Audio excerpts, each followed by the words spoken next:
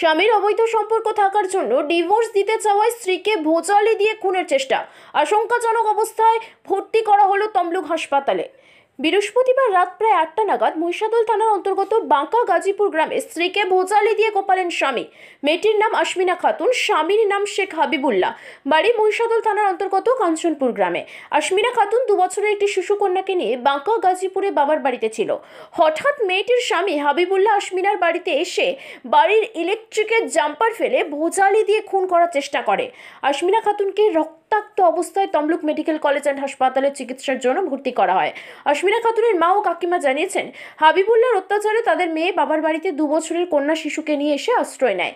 বিবাহ বিচ্ছেদের জন্য একটি মামলার প্রস্তুতিও চলতে থাকে।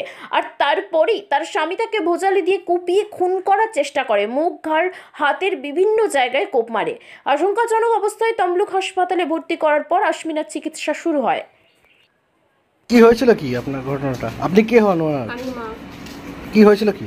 মানে আজকে কি হয়েছিল? আজকে সন্ধ্যাবেলা মানে 7টা সাড়ে 7টার দিকে সবের মানে কারেন্ট দেখি না, ঘরে কারেন্ট নেই বলে আমাদের সে চার্জার মেয়েটা জ্বালাইলো নি জানলা দিয়ে দেখে না ওনার ঘরে সবের ঘরে জানলা দিয়ে দেখা এটা কারেন্ট আছে।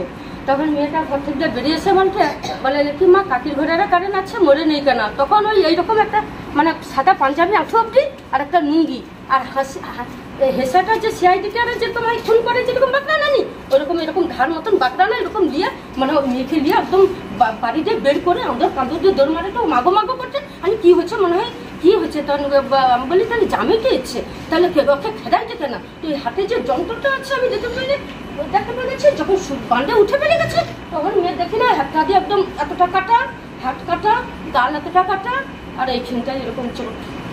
কে করেছে এটা? জামি। মানে কে হয়? আমার জামাই তো মানে মেয়েটা স্বামী। কেন করেছে? কেন করেছে তার মনের খবর কি এখন কি করে জানবো? মানে কি হয়েছে আপনারা জানেন না?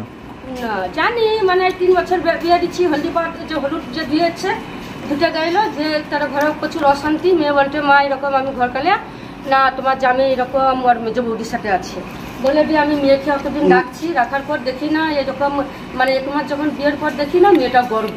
তখন আমি আর কোনো করতে পারিনি, বাচ্চা নষ্ট করে দেবো বলছিলি, নষ্ট করিনি, আলি না বাচ্চাটা ঠাকুর বলে যখন মেয়ে একটা ফুটফুটা 10 মাসের পর আমার বাড়িতে পুয়াটি হলো, 10 মাসের পর মেয়েও হলো, 2 বছর আজ আমি টেনে মানুষ করিটি।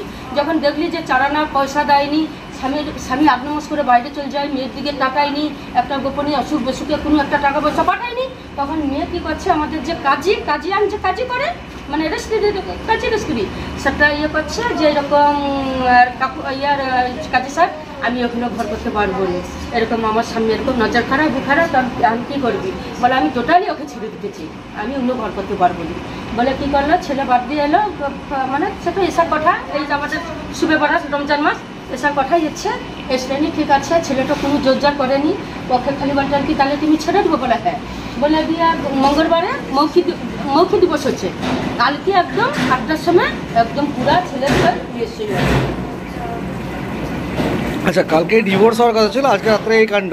হ্যাঁ। আতঙ্কিত বোধ করছেন এখন? এখন আতঙ্কিত বোধ করছেন? হ্যাঁ। ওনার স্বামী কোথায় রয়েছে এখন? কাঞ্চনপুরেই আছে। পুলিশে জানিয়েছেন? হ্যাঁ, পুলিশের ফটো তুলে মুলে সব এ করে দিচ্ছে। এখন পুলিশ কি স্টেপ নিচ্ছে? বাড়ির আমার স্বামী এখন তো সেজন